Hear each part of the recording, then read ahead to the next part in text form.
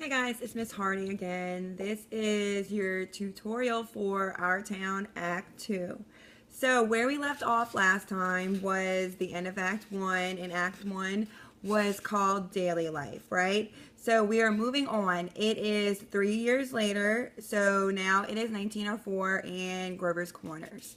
And we have talked about, very quickly we're going to review, we've talked about how it is the daily life, and so we went through a day in all the main characters' lives. And what was the purpose of that? Okay, well, Thornton Wilder did that for a couple of reasons, and it was to show us the lives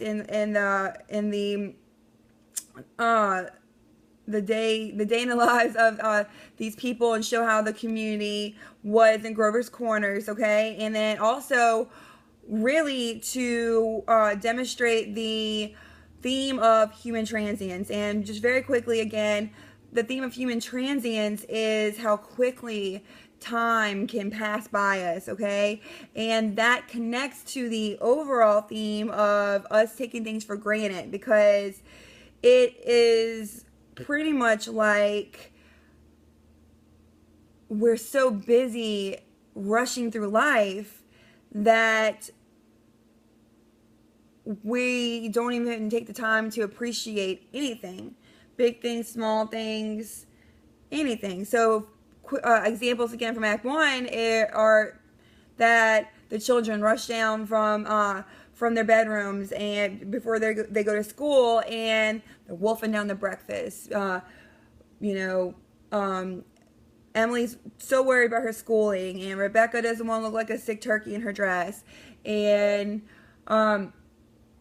they don't sit down together for breakfast. And Dr. Gibbs is out at Polish Town delivering excuse me, twins. So all these moments that are passing them by, they don't realize they're taking those for granted, okay? So that's the concept of human transience. And as I told you before, Wilder is laying down all these really subtle hints that we may not even pick up on, or we may not have picked up on before, so that as we keep progressing through the play, the theme is going to get more and more relevant, and we'll just go, well, okay, wow. Also, when Dr. Gibbs and George Gibbs talk about chopping wood, again, I said, okay, guys, I know it's really super impossible to think that one day you might actually miss doing chores for your parents, but it's true. You're going to miss those small times, just spending time with your family, spending time with your friends, anyone, that just these small moments, okay? So that's the theme of human transience. Another theme would be companionship, okay? Our town, just in the name. And what's in a name, right? Well, we're going to get there in a minute for another thing in our town, okay? So just in our town, companionship. That's going to bring us to the theme, the overall theme of our unit, pretty much individual versus community. Where's our role? Where our roles as individuals fit into a community? Can we keep our identities as individuals in a community? Are we forced to give up any parts of ourselves? And that furthermore, that's going to take us into transcendentalism, which, as many of you know, we're getting into Dead Poet Society, woohoo, right now, and I'm so excited about that, okay? And it's all about being an individual and being a trailblazer and taking individual responsibility and blazing your own path, okay? So everything we're doing, guys, and everything we're learning right now, it's all connecting together, these overall themes, okay? So we're always going to have an end game in mind.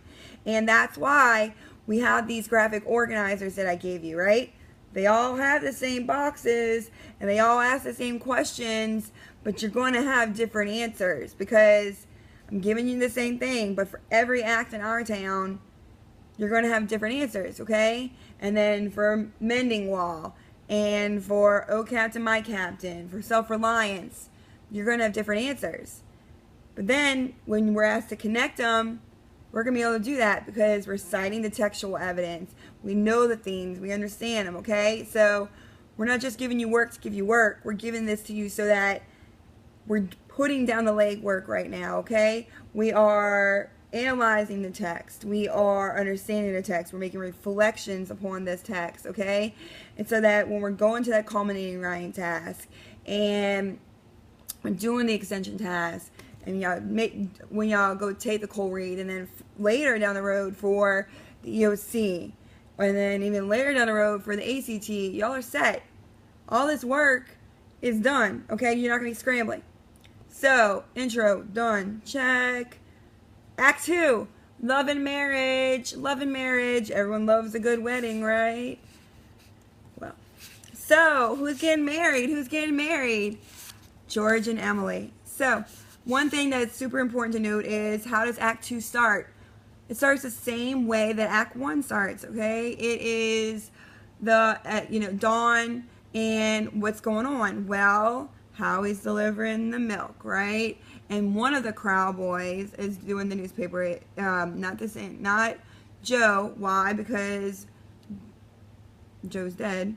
It's Cy, his brother, okay? So that is definitely done on purpose to show consistency in the small town life.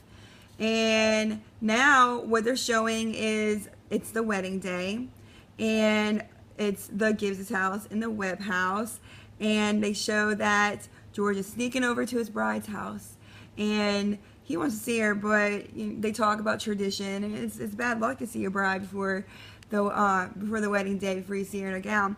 So he goes and he speaks to Mr. Webb, and they have a really awkward conversation about weddings, and Mr. Webb says, tries to give him some advice about marriage. And what ends up happening with that conversation, guys? He says, and I took a poll with the guys in my class. I said, all right, guys, let's read this.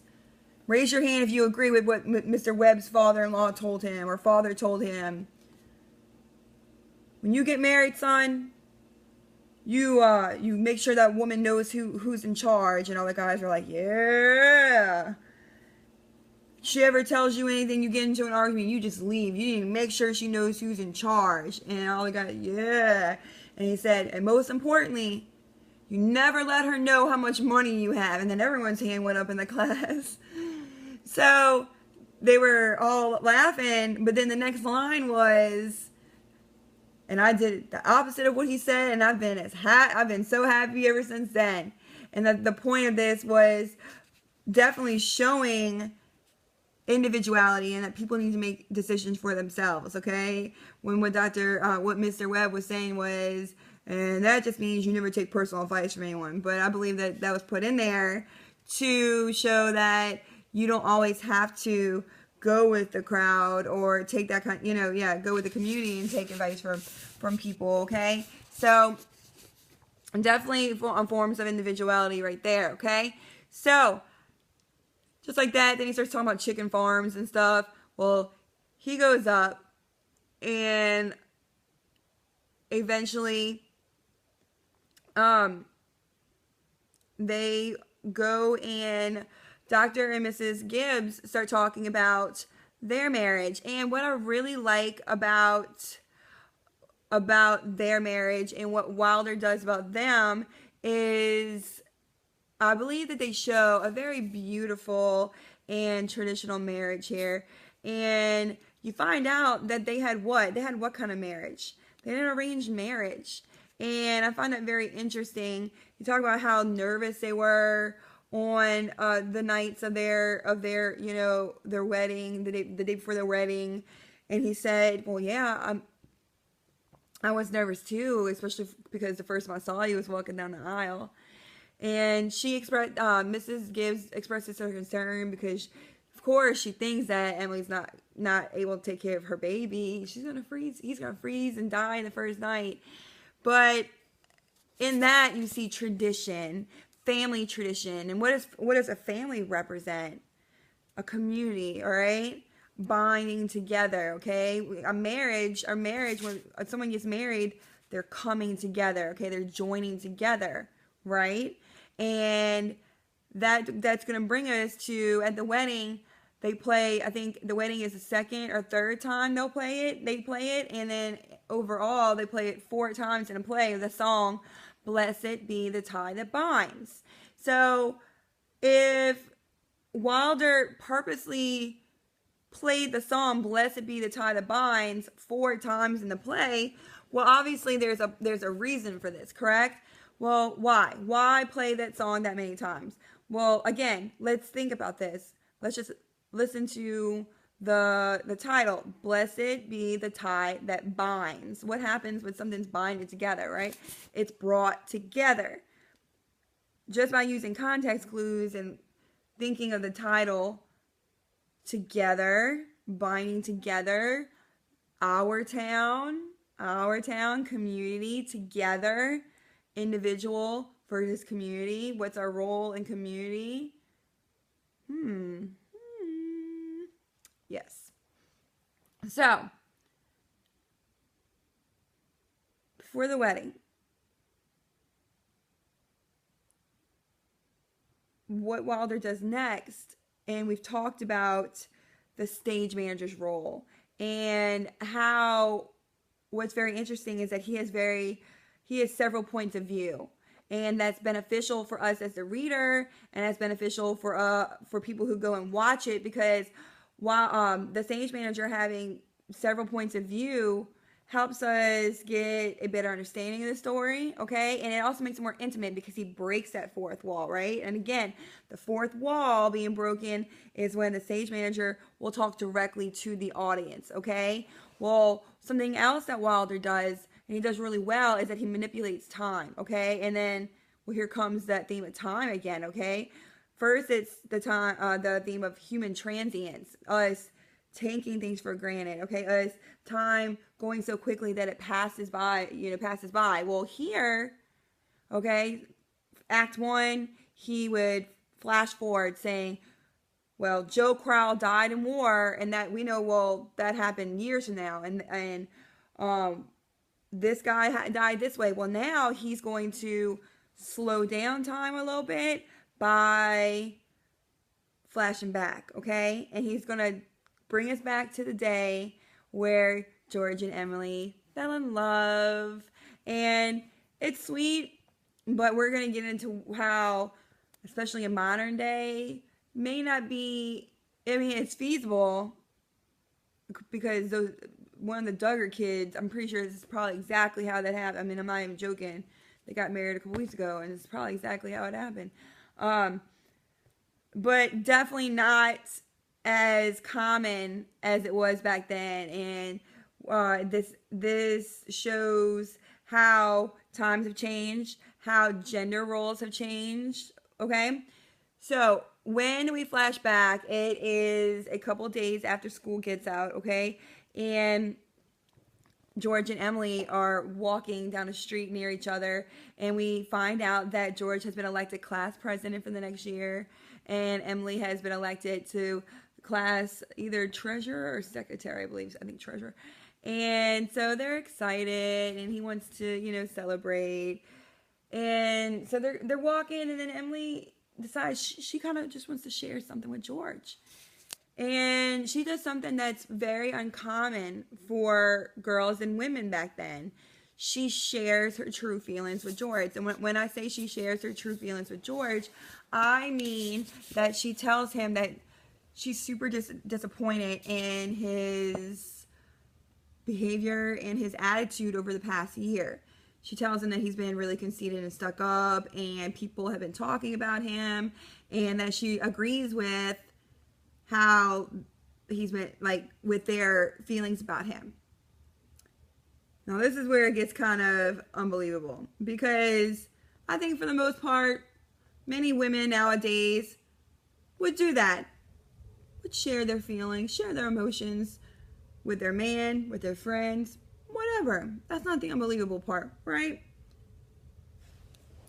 To me, the unbelievable part was when The first word out of George's mouth was, well, gee, Emily, I suppose when a man acts that way, he should be told that he is. Thank you so much. All of us in the class were just sitting there just reading the book saying, yeah, that probably wouldn't happen. I asked all the guys to be honest, and I said, who would have reacted like that? And I believe one or two of them raised their hands, and those guys, they were telling the truth. And the rest of the guys, they were telling the truth too when they said, no, that's the woman's fault. And then all the girls in the class, that's your fault. That's what's wrong with the man. And then, oh man, it just turned, tisk tisk. But anyway, I digress.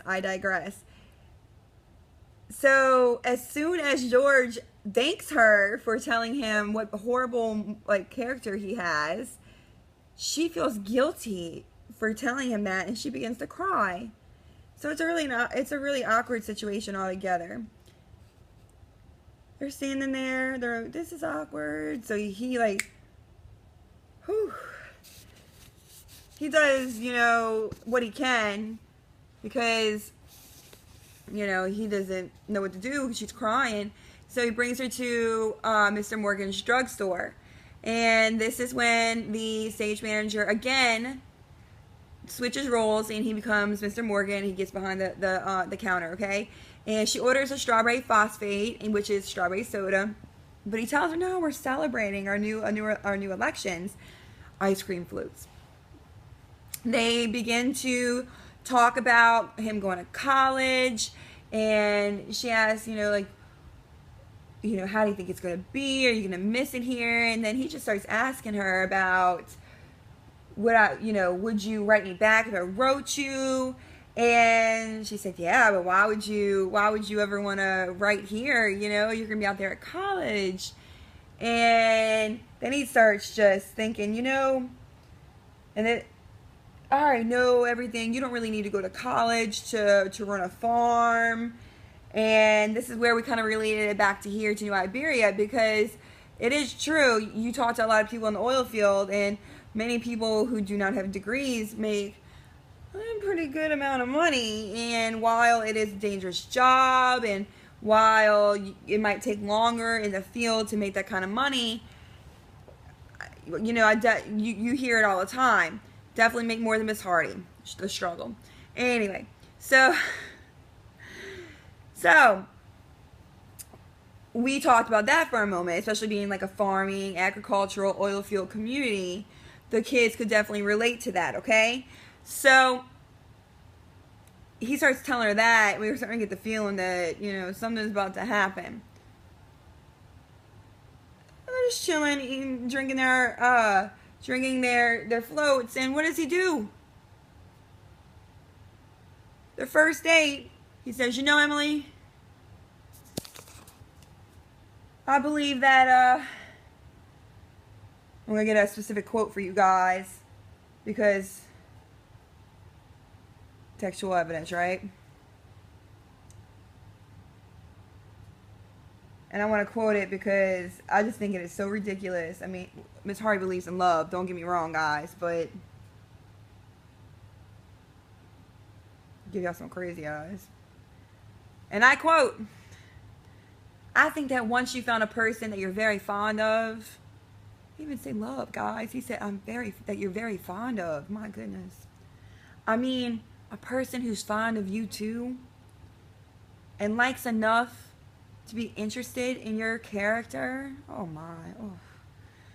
Well, I think that's just as important as college, and even more so. That's what I think. Woo. Let my children tell me that. I'm sorry. Back to literary analysis.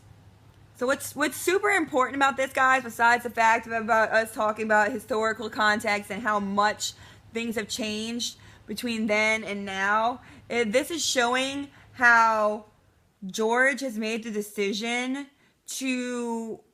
he's choosing companionship and love over education, okay? And that right there, him making that decision and him making that is him choosing his individuality. and his individual decision over what would be more going with the community and the more popular choice. Okay, so definitely that's tying back into the theme of individual versus community, but then it almost ties right back into the community because he wants to stay and be with Emily and start a family. So right there in that instant, he decides to not go to college and stay and be with Emily right there on their first date. Whoa, heavy stuff. So one more quotation from Act 2 that would go tie into the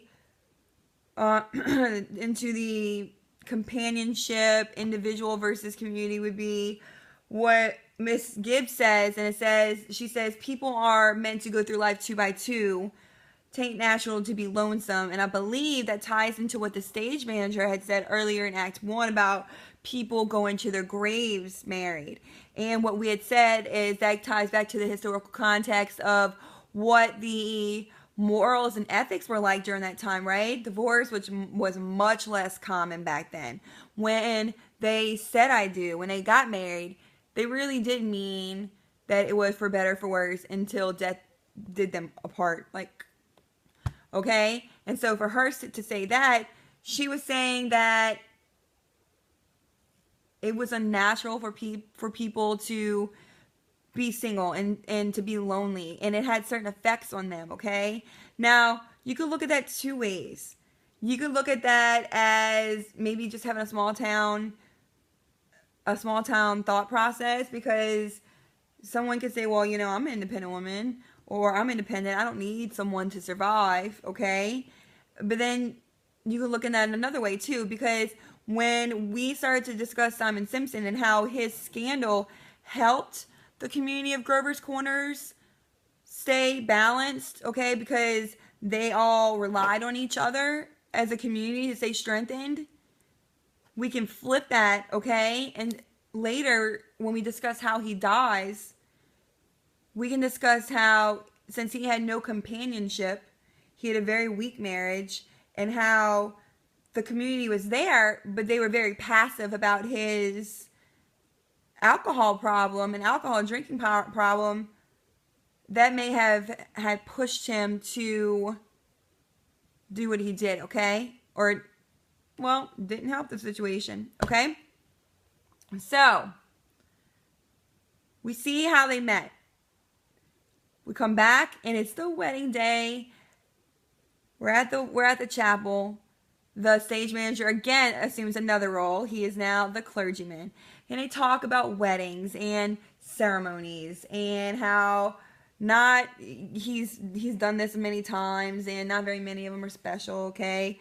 And a couple things we need to note about the wedding is that first of all, Miss Webb says that she, like, I guess it would almost be like an aside because she addresses the audience. So again, breaking the fourth wall, okay, having that personal relationship and connection with the audience. And she makes the remark of she hopes that Emily's friends have spoken to her about and warned her about the wedding night and being married. And so, without going into much detail, the class discussed about several meanings that could have, okay? And then we see how first George, as he goes to walk up, completely, freaks out, okay? And Mrs. Gibbs has to go up there and he's like, Mama, no, I don't want to grow up. I just want to be a boy again. And she said, no, son, you wanted this. Remember, you wanted this. And look, ashamed of me in front of all these people. No, Mama, no, I don't want to grow up, okay? So when people get married, they're supposed to mature, right? And here, Wilder's using this because we're about to see the same instance with Emily. He's using this instance to show how immature Emily and George are kind of acting. And then especially as compared to how mature the relationship is between the Gibbs and the Webbs, okay? So Mrs. Gibbs calms George down. It's almost like he like snaps out of it. He's like, "Where's Emily?" "Oh, don't worry, Ma. It's safe Thursday nights for us." Puts his arm. I want my kids. So he goes up there. His baseball friends end up like showing up and heckling him. Give him the good old like, but like, "Oh, ow, yeah, George, get him, boy." But it's much more classy than we would do, nowadays. Well, then Emily starts to come up and she stops. And she backs up and she calls her father and she's looking at him. She's like, "Look at George over there. He's so ugly. I hate him." And she tells her father, "Let's just run away. I just want to be your girl again. I just want to run away. I'll keep house for you. We can get a job." And so this is, like I said, both of them, neither of them want to grow up. And so Mr. Webb calms her down, brings George over, and he talks to both of them. And he tells them, "This is it, guys. Talk to each other. This is what y'all wanted." And George tells her, "I love you. You're the only one I want to be with. I want to take care of you." And then she like stage 5 clinger him, looks at him and she's like, when you marry me, it's forever, George, and forever." And he's like, okay, I love you. Fall into each other's arms for a moment, get composure down the aisle, and then get the marriage. So, well, before they can officially get done with the marriage, of course, there's Mrs. Soames. Every time we see Mrs. Soames, she has to interject with some kind of, ridiculous comment, because you know how Mrs. Soames is. She has to be seen and heard no matter where she is. So, Mrs. Soames interjects. They get married. They run out and they pause time. And again, manipulation of time, okay? And the stage manager makes the comment that one in like how many thousands of weddings are special, but that doesn't take away from the sanctity of marriage. And then that's the end of Act 2. So we have daily life, and then we have love and marriage. So what comes next? The baby in the baby carriage? Who knows? Divorce? That would be a bummer of an ending, huh?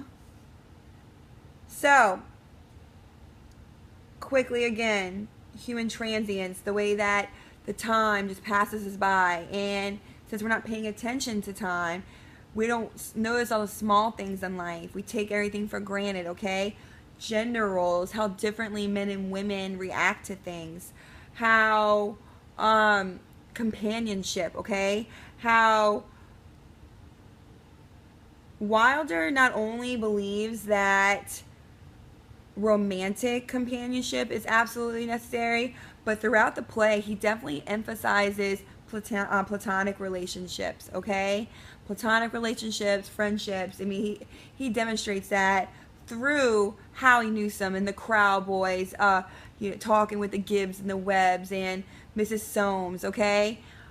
Speaking of the Howie Newsome and the Crowd Boys, them being at the beginning of every act, okay? They're called a motif, a reoccurring thing that happens, okay? That represents something, okay? The manipulation of time, that's something else that's very relevant. Time,